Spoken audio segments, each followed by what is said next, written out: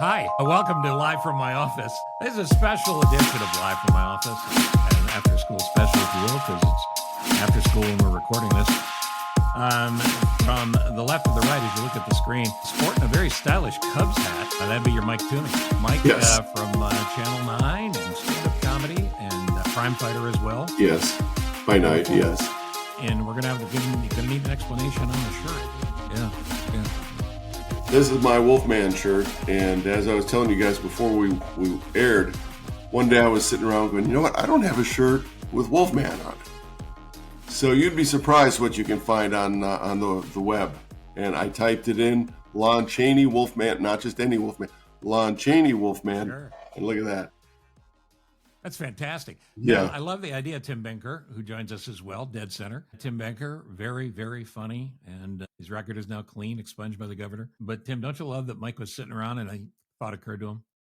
That I didn't have a T-shirt with a Wolfman on it. You want to know something? I had that thought one time, and I just dismissed it. I'm like, He just sat on it. He I didn't don't do need anything. to pursue this any further. I have two Wolfman shirts. This is the Chaney. Whoa. Yeah. Fantastic. Yeah, there's just a generic Wolfman. So you have I have a Here's Wolfman mine. Jack outfit that I can wear as an old disc jockey. I thought you were going to say I have a Wolfman jacket, which would be great to wear over this. You would be so jealous. Yeah. Listen, the reason we get together is not just because we're good friends, and we are. It's because we got a show coming up. We'd love to have you join us. It's November 15th at the beautiful Copley Theater, the newly redone Copley Theater, right across from the historic Paramount Theater in downtown Aurora, and easy to get to. An intimate setting. I think there's 165 seats, something like that. Wow. And they've redone the whole theater. It's very cool. And they're letting us in. I'm taking my boat to this gig. I'm sailing my boat in. Fantastic. I'm coming up the river from here to go to the Very show. cool idea. Yeah. And shows at 5 and at 8. 5 o'clock and 8 o'clock on that Saturday night. Wait, we're doing two? Oh man. Is that not good for you? Well, we'll have to talk about the food arrangement. You only give me one meal. I may have to eat twice. Oh no, I definitely want to know about your green room needs. We've talked about that before when we've gotten together, but I think it's worth revisiting. But let's check out personal stuff going on. Tim, what's happening with you? Family good? Family's great. My wife and I are actually planning our divorce. No, I'm sorry. Let me change it. We're doing a kitchen remodel, so it's kind of almost the same thing. Yeah, it is. And I think the divorce might be cheaper, maybe. Now, in the kitchen remodel, you got everything from IKEA, and you're putting it together. And it's taken a long time. You're putting your kitchen together with IKEA. Over budget, and I got duct tape and Gorilla Glue and frog tape. Yes, it's a disaster. So. What role do you play in this? Because to my mind, because we redid, my wife and I, not me and my imaginary friend, redid the kitchen and the bedroom and probably a third of the house overall. And my job basically was to go, yeah, I think that's a good idea. And then when she'd question it, go, well, the other idea is not bad as well. And then she'd go, do you think the original or the other one? I said, which way are you leaning? Because I kind of like them both, and to sell it that way. But Tim, I don't want to get in your business here, but to me, it sounds like you might be too involved. I think I'm learning to say, I don't care. Whatever you decide is fine with me. And I got what you can't say? You can't say, I don't care. Well, I did. You can say, I don't care is not going to work. Well, as long as ours always end with me saying, you know what, I wasn't really paying attention. Also, and then it's over. Yeah, then it's over. Right. Have you had, Mike, your grown sons, two married now or one? One. Have you had your son that's married come to you and go this or that about, you know what that's like? I had one of those from Ross. You mean? Well, it's just layered, right? Because checking to say, has this ever happened to you? Yeah, kind of, but it's layered. Like something happened in his house, which he thought I should understand because it's happened in mine. And in my head, I'm thinking I could bust his balls now because he's talking about his mother. Exactly. Yeah. But, it's a moment of father-son bonding where I go, well, yeah, absolutely. Yeah, no doubt. No, I don't. Not so much. I mean, they might sound you out a little bit and hear what your thoughts are. But again, what am I going to say that isn't going to crucify myself? You know what I mean? Well, we all have sons. And my finding is mine doesn't ask for help on anything. Really, I mean, that's not entirely true. He asks for advice on a couple of things professionally because he does a communications job and a fine one. But in general, the little guy that you grew up with, turns out they grow up and they have their own life. I'm not happy. They do. I'm not fond of that. Wow. Well, my oldest, without ever experiencing how my dad dealt with my comedy, deals with it the exact same way. You know, when I was a kid, I would try to do things funny, and my dad would just go like this. Okay. And my oldest son does the same exact thing. Like I would stand next to the TV when Lawrence Welk was on and try to copy the dance of the soft shoe guy. Right. And I would stand right. Yeah. And my dad would just be looking at the TV. His eyes would go over where I was. And then he'd go back to the TV like, okay. That's what my son does. My son doesn't watch Lawrence Welk as hard as I've tried to get him to do it, but he gives me the same response. So one of the strongest genes in your family is disinterest. Yeah, or not giving me the benefit of laughing at what I'm doing. Right. Okay, so you never pay attention, and they don't care. Right. Yeah, which can sometimes be confused as the same. Does your other son think you're funny? I guess so. I mean, I'm kind of proud of him in a way that, you know how when comedians get together and they watch another comedian, they'll kind of look at each other and go, that was a good joke. That was good. Or they'll come up later and go, oh, I wish I'd written that one. But you never really see him rolling on the floor laughing. That's kind of how my kids are. Yeah, it's funny because I did a show recently with the legendary Mark Giangreco, which was a sit down where I talked to Mark Giangreco about things I know the most about getting fired and, sports. Mm-hmm. And we had a great time, lots of laughs. And because normally when we do stand up, it'll be the same at Copley, Mike and Tim and I, we can only see the front couple of rows, or in this case, the front couple of tables. There's a table thing we'll tell you about too, but the lights were up enough during the sit down with Giangreco where I could see the room. And in the back of the room, I could see my wife and my son, Ross, just laughing their heads off.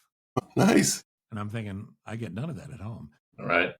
As a matter of fact, in the 2 years, a year and a half that I've been off the radio, I've turned into a dumbass. There is more just like, oh, yeah, we've heard it because you've said it. And we're going to move on now. Mm-hmm. Or being ignored. But it's not bothering me. You can tell. Mm-hmm. Well, my two sons are very, very immature because they think I'm the funniest guy in the whole world. Well, I love that. No, it's just, they do. They encourage me. Jordan, he has the same sense of humor as me. He really does. When he's a musician. Yeah. And playing on stage, a lot of times he'll want to be funny in between songs, and somebody like me will heckle him from the audience and say, save the comedy for the professionals, please. And Dylan, he thinks I'm funny, but sometimes if I'm being too sarcastic or whatever, he'll start litigating. And it's like, no, it's a joke. Right. Don't try and figure out why I'm saying this or whatever. We don't need a chalkboard. We don't need to break it down. Yeah, and I to be fair, Ross does find me funny. He's a super funny guy, and he's great at punching stuff up. So through the years when I've done stand up, I would run the set with him on the way to the venue. Mm-hmm. It was kind of just a last minute thing, but also a good luck run. And then he changes his number. Well, you mentioned the back of the room. My family's on the back of the room. The best I can hope for is what I call, and Tim, you'll know this, I call it the Reuben Kincaid, where they just kind of... I know Reuben.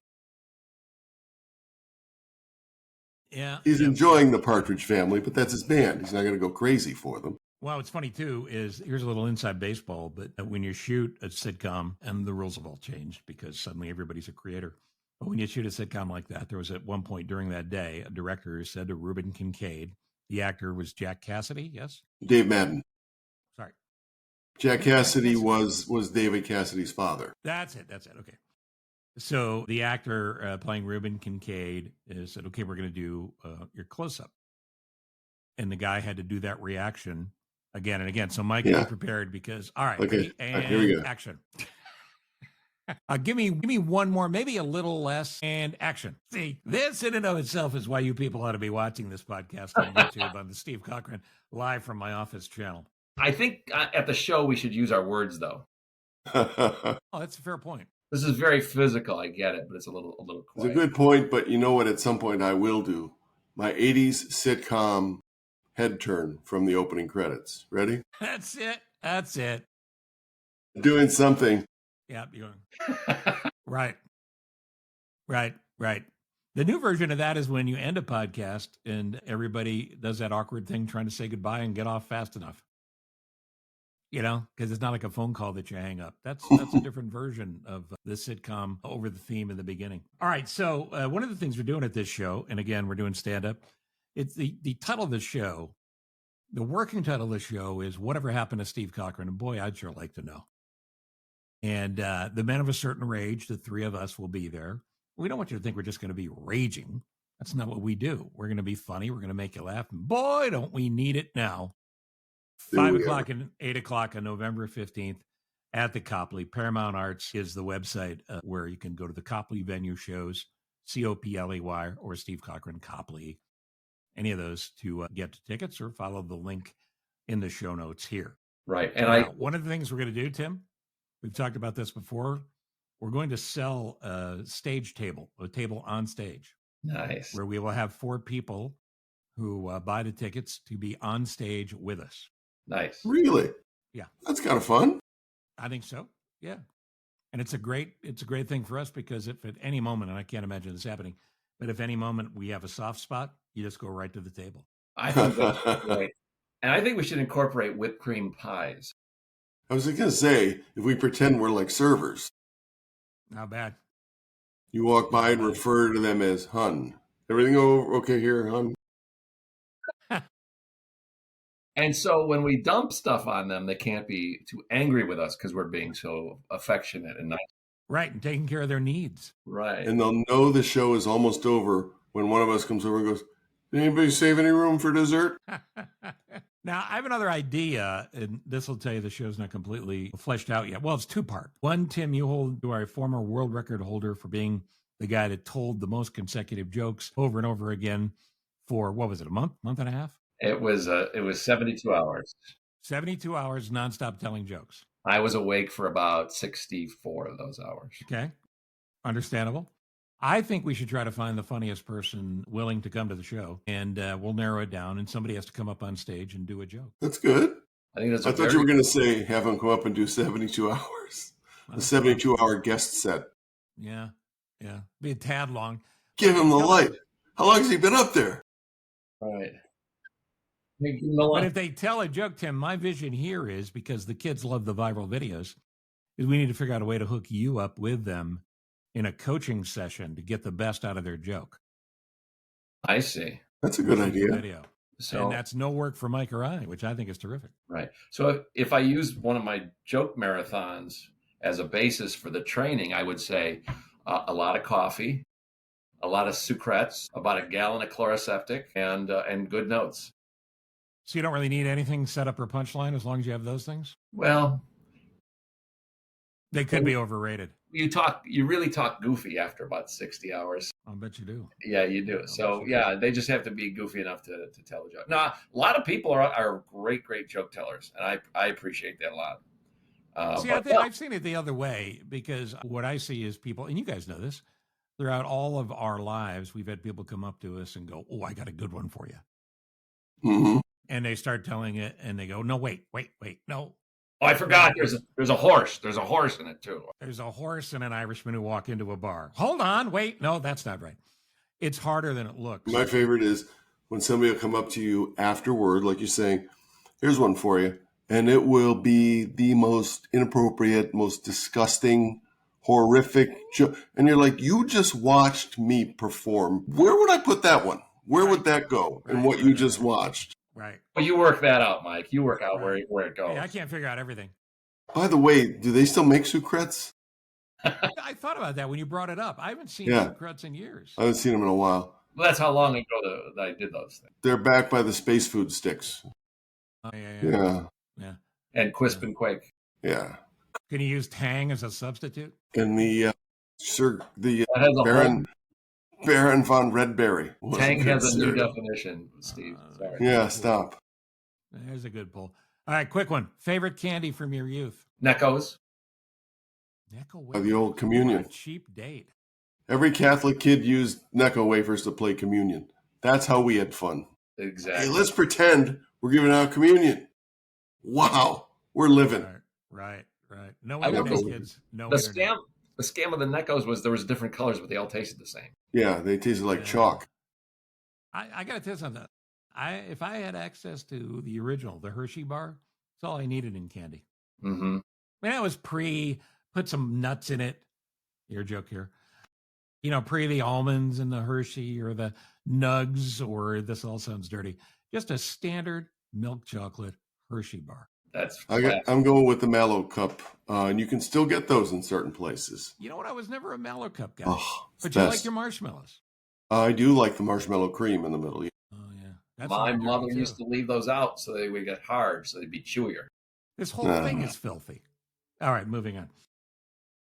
Now, what I haven't told you guys is 2 days after the show, I am getting my left knee replaced. Ooh, your right knee is perfect. Getting a new one. Yes, as I've said many times before, the right knee is now 4 years old. The left knee is 64 years old, so it's going to be new. Because right now, the right knee is 4 years old. The left knee is 64 years old. The left knee wants to sit. The right knee wants to run. I spend most of the day just spinning in a circle. But the left knee is wise. It is wise. But I'm thinking, since I'm having it replaced, maybe I should replace it with something else. Maybe put another elbow in or something. Yeah. I just see the leg flaring out all the way to the right. Or another hand. People go, God, I could use another hand. Yeah. I would be a little higher than the knee if I had another hand. Yeah. What? Yeah. And maybe I could get a replacement for that because this one doesn't work like it used to. Or if Tim's mom leaves the Mallow Cups out long enough, it could be a suitable knee replacement. It all ties together, doesn't it? Yeah. Titanium and marshmallow. Very similar. And it's going to be a great night, so we hope we can come out. But before we get to any of that, let's get to more of this. This podcast, Live from My Office, we're over 500 episodes now. And podcasts have replaced radio. Great. And in doing so, there's tons of podcasts that are popular and inexplicably popular. Now, just because I don't understand the fact that everybody loves murder, maybe you guys do. Mm-hmm. But there's a thing called I believe it's called the Crime Junkies podcast. Okay. And one of the things they do is murder people. Is they kill people. One of the things they do is they kill people live on their show. Maybe that's why it's such a hit. Now, one of the things they do is they put out a thing called Life Rules, Crime Junkie Life Rules. And I suppose this is how you stay alive. Here's their advice. You never really know anyone. Ever. No, disagree. I'm not with that. How about this? If you have a secret, for the love of God, tell someone, anyone. In other words, it could lead to the person that killed you.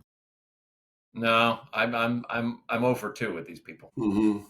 And the crime junkies say that you need an "if I go missing" file. What would you put in it? I understand that kind of. If anything happens to me, here's where you might want to look first. I kind of get that. Right. Check the casino or Buona Beef for me. One of the things they say to make sure that you won't be attacked in general is to be weird, be rude, stay alive. That to me kind of goes to the old Steve Martin advice: when you go out in public, throw up on your money. Right. Right. This one seems obvious from the crime junkies. Never stay in a highway motel. I have. How many times have we stayed at a highway? We have. But I mean, what kind? I'm not talking about a Holiday Inn. What type of highway motel? Right, like Highway 31 in the middle of nowhere with the woods on either side of you. We've stayed in those too. Right, and the sign outside that says a color TV. Right. Yeah. And one of the letters of motel is burned out. One of them. You guys so a mom and pop motel, highway motel. Yeah. Where your door opens to the highway. Yes. Yeah, that's exactly right. If it's a one-level deal and the doors open to a parking lot, which is a gravel strip of 6 feet, and then it's the road, you got to keep driving, man. Yeah. I can tell you this great story. It was in northern Wisconsin. You're getting towards the Upper Peninsula, Michigan, and it was called the Triangle Motel. Does that ring a bell with either of you? No. Triangle Motel. There was the highway, and then they had rooms on each side of the highway. Okay, so the other comedian and I get to this place, and we check in, and they said, there's only one room left on this side. And since I was driving, I said to the other guy, okay, you take it. I'll check in. I'll drive across the street. And now I'm the only guy on that whole side with all the rooms. and it's dark because it's winter. And I'm like, I'm going to take a nap. So I take a nap, and all of a sudden the headlights pull, because your room is the highway, and the headlights pull right up. And all of a sudden I hear the jiggling of the door. And I'm the only one in this whole, and I'm like, sort of scared, but still trying to sound authoritative. Hello? And the guy's like, oh, Christ. And apparently they had given him the same room as me. He checked in shortly after me. Okay. Because they were short of rooms? You said there's no one that was on your side Correct. of the highway. Correct. So he goes back and tells them what happened. Front desk calls the room where I am, and I answer, and they say, who is this? This is the guy you just checked into the room that you just sent the deer hunter to. And then they're like, if I was breaking into that room, would I answer the phone? Why would I answer the phone?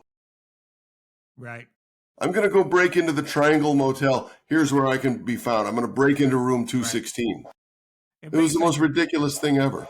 But they didn't apologize. Based on your description, there's not a lot of people breaking into that motel. No. You break into a better one. Right. What's the worst?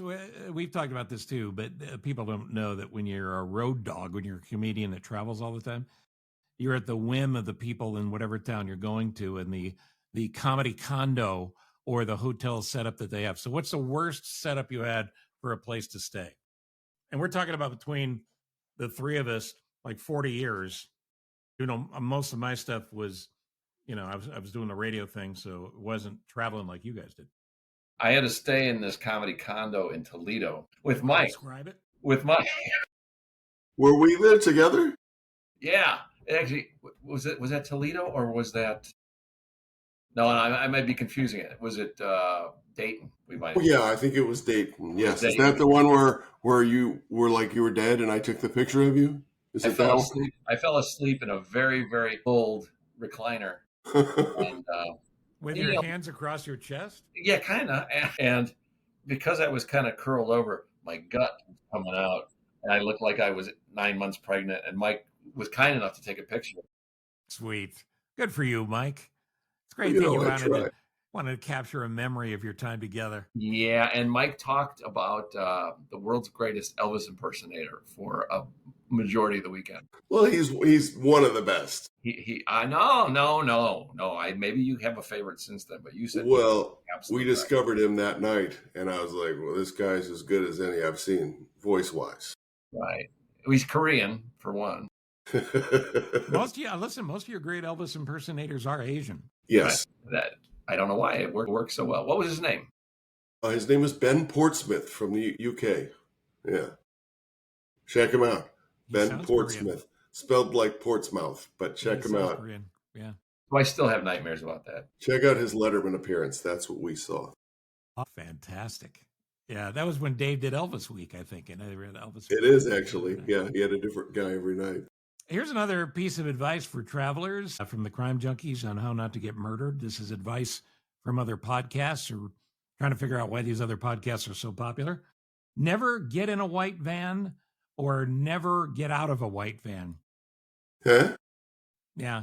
See, I disagree with that because my regular business, I have about 8 white vans. Yeah, right.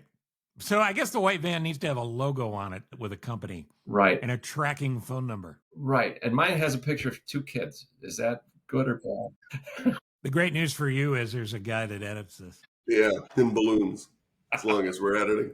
Right now, Ross Cochran is just shaking his head. And Winnie the Pooh. All right, never mind. Just... Here's a tip from the Crime Junkies. I don't think we should need this, but if you get pulled over by an unmarked car, it's okay to put your hazards on, keep the doors locked, and call the police to verify that it's a cop that's following you. Absolutely. I agree with that one. Yeah. For sure. I got pulled over by a cop one time, and it was the cop who goes to bachelorette parties as a strips. I got pulled over by that guy. So when he gets to the car and he has a plastic badge, a boombox, and a ponytail, it's not a real cop. That's not a cop. You know what? That's the guy at the party. That's a great tip. Think of that concept. It worked once. The first guy to ever do that and said that they got a report that they were partying too hard. It worked. The first guy that did it, it worked. Right. And again, kids, no internet. It was the 70s. no internet. And one more, don't hitchhike. Well, not anymore. Does anybody do that? It's a primary way to get around when we were kids. I did quite a bit. You did? When I moved to New York, I did that quite a bit.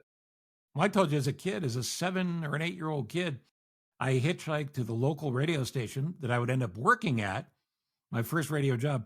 But I was 7 years old. I won a coupon for a McDonald's hamburger. And at 7, my brother who was 10 and a cousin who was 9 or 10, the three of us hitchhiked with our parents' permission about 20 miles to the nearest town, which was Ithaca, 15 miles probably, to get the coupon for the hamburger. And then hitchhike back, obviously. Oh, yeah, your parents are going to come get you. They got stuff going on. Wait, you skipped the part about cutting the hamburger in 3 pieces. Yeah. You're assuming I shared. Yeah. Why would they go unless there was a third of a hamburger in it for them? You know, they probably felt like it was an adventure. You know, you're 7, 8, 9, 10 years old. Who doesn't want to hitchhike? So, but I think the fact that we all lived through that proves there's no danger. Please let your kids hitchhike this weekend. No, it's fine. So you got the ride to McDonald's and you got the certificate, or you got the hamburger itself? I got the certificate. And by the way, it was for the hamburger. Cheese. I'm a big fan of cheese. Cheese, you had to pay extra. Yeah, it was just a hamburger. And that was when they had the numbers on the sign, you know. How many were sold? 47. It was early. It was, so there were only 47. Yeah, it was over. Yeah, and you didn't even change the number because yours was free. Exactly. Right. It didn't even count. All right, here's another popular podcast, and I don't necessarily understand why. The Joe Rogan podcast. Okay. Have you guys ever listened to it? I have to say that I have not. As popular as it is, I have not. Nope, I haven't either. One of the reasons he got super popular was a show that he did, and I can't remember the name, where people ate really nasty stuff. Oh, it's Fear Factor. Fear Factor. You guys remember Fear Factor? I do. Yes. And prior to that, he was on news radio as one of the cast. And that was a good sitcom. That was funny. But Fear Factor, they would be asked to eat really bizarre things on a dare. It was part of this game show that he did. You know, this chicken wing thing, this hot wing show is super popular now. I don't think dinner should hurt you. I don't think you should be harmed by your food. There were limits.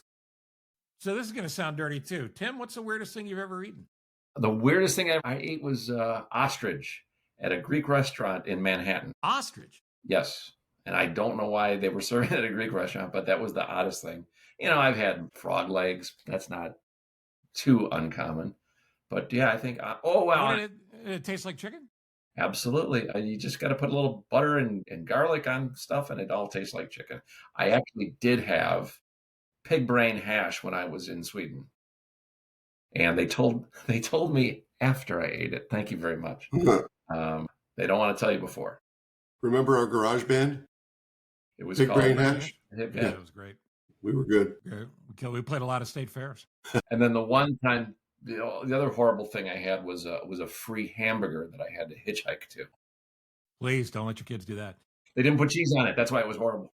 Speaking of cheese, do you ever have head cheese? What? I've seen it at the deli and always wondered who's buying it. And with that said, how long does it sit? Because no one ever asked for it.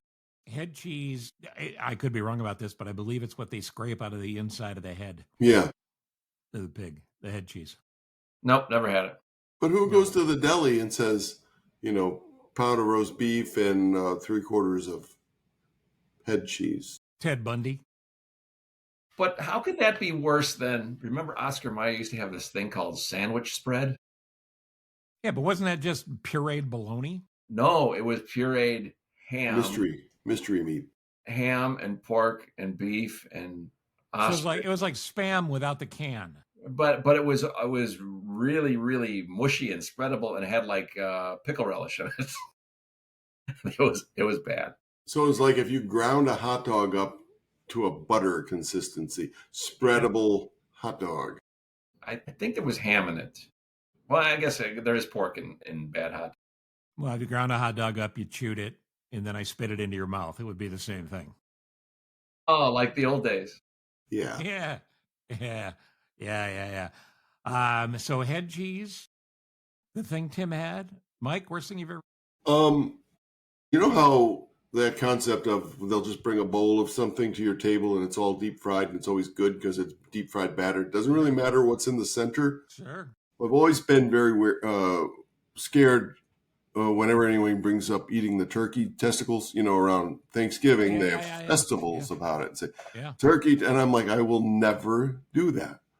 Well, we had some people come to the station right there on set, cook up the turkey, Channel 9 Chicago, cook up the turkey testicles. And I'm like, okay, what? It must be decent because they make a big deal out of these. Why am I being like, okay, I'll take a bite out of one. It's got to be like you bite into it and it's a deep fried something that has substance to it. And it tasted like a ball. Like there was no, I should have trusted my initial instinct. It didn't taste like a good deep fried appetizer thing in a basket at Chili's. It tasted like a ball. Like I can't even describe the consistency and the instant grotesque nature of this. It was like a rubber bouncy Super Ball kind of ball, or and you just like you broke it, like a super chewy testicle. Yeah, but gross. That's the name of the fast food place. What is it called? Super chewy. Super chewy testicles. Super chewy. They have a cute logo though. I have that on a t-shirt as well. I almost wore that one today instead of the Wolfman. Super gooey testicle guy. That's right. So get a bucket of balls. Go out and get a bucket of balls. You ever hear somebody say that? Actually, I have. Yeah. It's on a golf course. Yeah. Joe Rogan, Fear Factor, and then he goes to this Ultimate Fighting thing, and that's the new boxing. When we were kids, boxing was the deal. The new boxing now is you can kick and punch, and they do it in a cage, and it's making $1 bazillion. And Joe Rogan was, a commentator on that, and eventually turned it into this podcast. I don't know that I've ever watched a full Ultimate Fighting match. Are you guys into that? Not so much. I've seen a few of them. I had a neighbor who, of course, was just totally immersed in this, and he would record them. So he would have people over in his garage, and he would run them one after one. I did learn one thing: these guys, not only are they tough, and they're brutal once they're inside that cage. They're the nicest guys in the whole world. 90% of them, they're nice. There were 2 guys who would have sick kids who would come there, and they would let them hold the belt, and they would give half their purse to the kid. I mean, I was really, really impressed because I just thought they were these guys who should be in prison, but instead they're beating the junk out of other guys. But no, they're sportsmen. A lot of times after they just beat the heck out of somebody, they'll like pat them on the head or they'll go whisper them and give them a big hug and everything. Like that's weird. That's sports. Sorry, I choked you out, dude. Yeah. The other one of the 3 podcasts I pulled that are super popular is a show called Call Her Daddy. Call Her Daddy. Mm-hmm. You know about this? You're saying call her daddy or call her daddy? Call Her Daddy. I don't know why it's called that. Call Her Daddy. Do you call her daddy or do you call her daddy? Get her daddy on the phone is what it sounds like. Right. That's what it sounds like, yeah. The show is supposedly all about empowering women. So is she your daddy? Her name's Alex. I think it's Alex. It's Alice Cooper. I can't think of her last name. But anyway, she's a big, big, big podcast star and a big social media star. And it's called Call Her Daddy. So here's some podcast topics that she dove into. How to love being alone. How to love it? Yeah. Some of my best times are when I'm by myself. Yeah, same here. I don't mind. I like being alone. But I think women, and I don't want to generalize here, but I think women, that's an acquired skill. They don't like being alone like we do. Because honestly, we as men, we're disgusting. Well, that would encourage them to want to be alone. Like that's depending on who you live with, that being alone stuff could be great for them. You would think, right? Yeah. How to love being alone. How about this one? He's not just a bad texter. He's stupid. Well, I think what it is there's a date and you didn't hear from him, and maybe his texts don't I get what you're so saying. much. Yeah. And Alex is saying he's not just a bad texter. Maybe they're saying he hasn't texted me after this date, so he must be bad at it. But he's not. He's ghosting. And then this one, how to survive wedding season. Now, to me, what does that mean? To me, I think again, women who are single who go to weddings, it's something that they don't enjoy, or if they do enjoy it, they can't help but put themselves in a position going, "Is this going to happen for me?" I There's think nothing. that's what it means. There's nothing like a woman who feels left out of something. That's that's a strong emote right there. And it's not a safe place for men to be. It is not a safe place. Like, you ever see a woman who's jealous of another woman for one reason or another? That's not a pretty color. Not good. You know, I was at a wedding this past weekend, and I feel badly about the fact my wife loves weddings. She likes to go around people and party. She doesn't really have the fear of missing out thing, the FOMO. As you guys know, I have phobia, fear of being included. You know, everyone should invite me to things. I'm a great gift giver, and I'll almost never show up. But the wedding was great. I mean, it's a kid that grew up next to us. He's a grown man now, married a lovely girl. I hope they're happy forever. And I couldn't wait to come home. Hmm. I don't know. And the older we get, I'm sure you guys have noticed this, it's almost turned into, gangs on opposite sides of the room. Because there's the parents and the grandparents and the friends of the parents, the old people. And the other side of the room are the kids getting married and all the kids' friends. And they're having fun. And at some point, the old people should just leave. They should just leave. That's usually how it goes. I like to be there for a little while and complain, oh, right.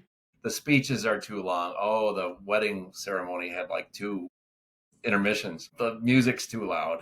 I like to cry at weddings when the DJ starts. Like a good cleansing cry. Right. Why do they hire this guy, the DJ? So, Mike, you're going to a wedding soon, right? Yes, we are. Our niece, my wife's brother's daughter, is getting married. So that's we have to travel to go to that one that's coming up, and kind of divides the number of people who show up, wouldn't you say? Yeah, destination weddings lower the number. Right. But I have found, and Tim, you mentioned that the speeches were too long. When did all these speeches start happening? It didn't used to be that, right? Like one person, the best man, would say a word or two. Now the father of the bride is expected to speak. The best man, the maid of honor, is expected to speak. And anybody else who wants to, it's the Dean Martin celebrity roast after a while. Yeah. Exactly. Yeah. The wedding I was at this weekend, the valet parking kid came in. He did 10 minutes. He had a little something to say. Hey, I know you guys don't drink, but don't close the bar and then start the speeches. I have to sit through those things. So I can't drink, and I'm waiting for the food to be served. And we've all seen the incredibly awkward best man speech, right? Exactly. Where the best man is either drunk or nervous. Yeah. A legendary one in my world is my wife worked for a company where a family all worked for this particular retail outlet, and one of the brothers was getting married. The other brother was the best man, and the brother was the best man. Names are being changed here to protect the innocent. That's why you didn't say the name of the retail outlet. It was Venture. Go ahead. Yeah, it was Venture. That's right. And he's doing the speech, and he said, "Hey, I remember when Tina came in the first time. And my brother and me, we were just flipping a coin to decide who was going to do her." Honey, what a sweet wedding day. But it's from the heart. It is. He's just saying she's beautiful. So you got a bad wedding toast that stuck in your mind? I remember being at one wedding where the guy had cards, and the cards got mixed up. So he was like, so when I was saying 4, and then he was kind of drunk, so he had to find the card he had speech cards, and they weren't in the proper sequence. So he had to backtrack, and he was also a little bit lit. That's not good. No, it's not good. Have you ever had to do a wedding toast? I did for my brother, but I don't remember that it was anything all that involved. I just kind of did the old. Were you expected to be funny? Yeah. So I think I just said, "Oh, congratulations." I know. When they want you to be funny, you go, "No, I'm not doing this." Right. Too much pressure. Right. Let somebody surprise them by being funny.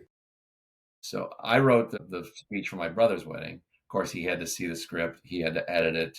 I had to redo it. Yeah, he wanted to make sure that it was straightforward. He did not want me to be funny at all. I'm sorry. If you were more popular, is that why? Yeah, he said if I had a more celebrity type brother, then I could have been funny. Well, there was a funny one. My nephew got married, and my other nephew was his best man. And he said, I'm going to do the speech. And he pulled out the paper and was clearly reading it. And he said, Mike his name was Mike. He said, he's very smart, very handsome, very bright, sorry, Mike, I'm having a hard time reading your writing. Okay, not bad. Yeah, that's pretty good. Not bad. It's not bad. So now the problem, Mike, when you go to weddings is, I don't think a lot of people know this, is the DJ will play Footloose and you'll have to do the dance because you, of course, did all of the stunt work for that movie. I did. You were the stunt dancer. Yes, most of that stuff in the barn, that's me. Most of the stuff in the barn in any movie is you. Yeah, they bring in the hayride and then I do a little barn dance. All right, well, let's wrap this up for now because we're going to have to come back and do more. It's ParamountAurora.com. The Paramount Theater is in Aurora, the classic, one of the great theaters in the country. And we're at the Copley right across the street, part of the Paramount family. It's November 15th, 5 o'clock and 8 o'clock. 2 shows, Tim. All right, I'll write that down and I'll bring a bag lunch. 2 shows, and we can't wait to see you there. It's going to be a ton of fun, and there's more things to come. Tickets are $1,600. What?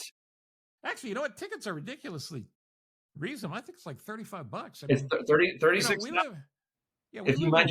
We live in a world where $200 and $300 and $400 tickets are the norm now. Man, we delayed doing our kitchen because we went to see the Eagles in 2022. I believe that. Yeah. Well, the good news is they need the money.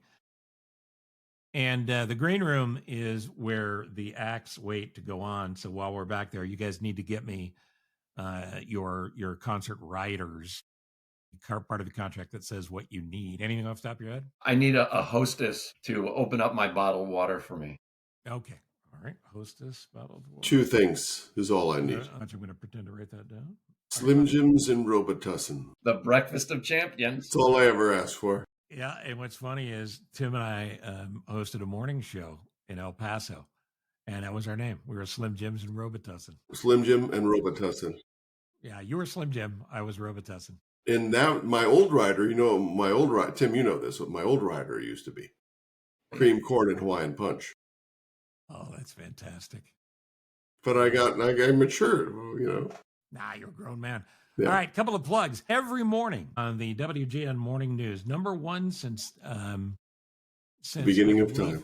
The beginning of time. That's exactly right. Since, we're talking about the 1700s when TV was first tried. But it's the number 1 morning show. And that 9 o'clock hour, you're the regular cast member there, the announcer.